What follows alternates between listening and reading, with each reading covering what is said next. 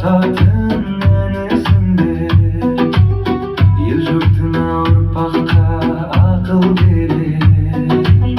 Өткен өмір тарихтың мәнесінде, төріміздің сәулеті қариялар, пейілі кең мейірім мол дариялар, қатарын аялайтын қадірлейтін ұлтымыздың қасиетті қанында бар.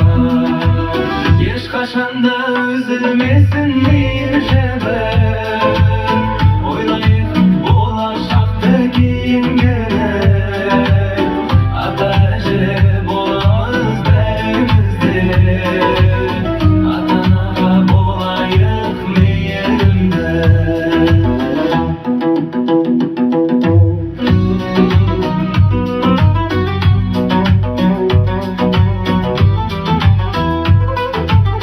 Асқар тау боп жүріңдер жанымызда, ақыл беріп ой сана арымызға.